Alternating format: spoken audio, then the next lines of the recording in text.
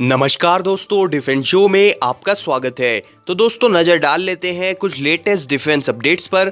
Western air command के former chief air marshal Raghunath Nambiar ji ने कहा है कि भारत का तेजस MK2 डसॉल्ट एविएशन के राफेल फाइटर को बीट करेगा। और दूसरी ओर DRDO ने लॉन्च करा है डेयर टू ड्रीम 2 कॉन्टेस्ट, जिसमें कि 10 लाख तक का अवार्ड मनी रखा गया है।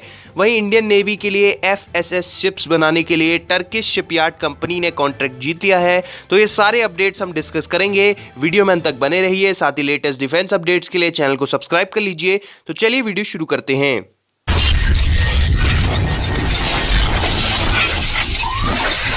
तो दोस्तों वेस्टर्न एयर कमांड के फॉर्मर चीफ ने खुलासा किया है कि तेजस MK2 डसॉल्ट एविएशन के राफेल से भी ज़्यादा घातक होने जा रहा है। और राफेल को जो एडवांस टेक्नोलॉजी उन्होंने बताया है कि फीचर्स में इंडियन एयरफोर्स तेजस MK2 के 12 स्क्वाड्रन्स प्रोक्योर करेगी। उन्होंने कहा कि राफेल की फर्स्ट फ्लाइट 1986 में हुई थी और MK2 की फर्स्ट फ्लाइट 2026 में होने जा रही है।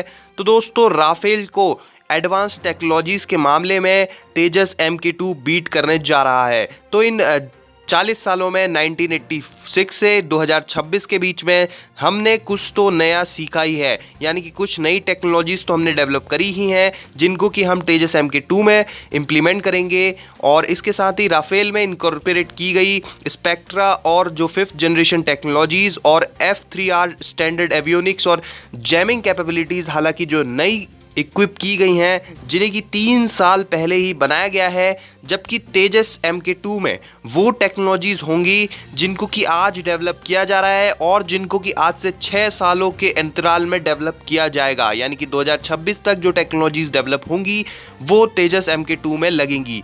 तो इससे साफ पता चलता है कि तेजस MK2 डसॉल्ट एविएशन के राफेल से तो घातक होना ही है। अब नज़र डाल लेते हैं दूसरे अपडेट पर। तो DRDO ने लॉन्च किया है डेयर टू ड्रीम 2 कॉन्टेस्ट। दोस्तों ये कॉन्टेस्ट डॉक्टर कलाम सर की 5th डेथ एनिवर्सरी के मौके पर लॉन्च किया गया है और DRDO इसके तहत डिफेंस और इमर्जिंग टेक्नोलॉजीज़ के फील्ड में इनोवेटर्स को प्रमोट करना चाहता है।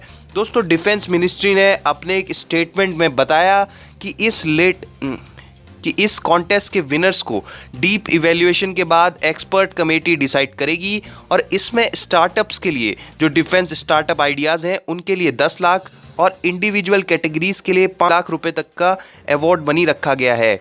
DRDO का कहना है कि इससे भारत में एक इनोवेटिव एटमॉस्फेयर तैयार होगा जो कि अब तक नहीं हो पाया है।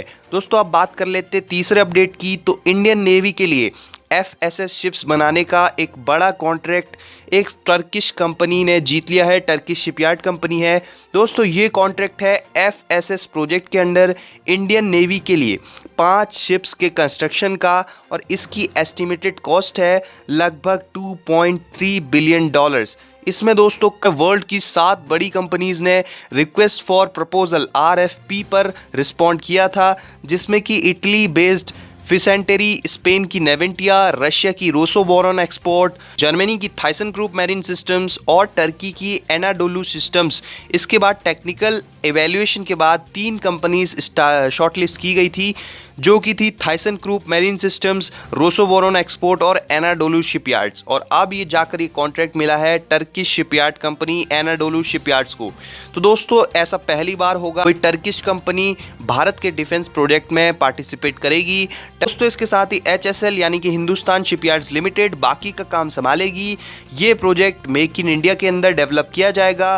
तो आप क्या सोचते हैं इन अपडेट्स के बारे में, हमें कमेंट्स करके जरूर बताएं। साथ ही लेटेस्ट डिफेंस अपडेट्स के लिए चैनल को सब्सक्राइब जरूर कर लें। जय हिंद दोस्तों, वंदे मातरम।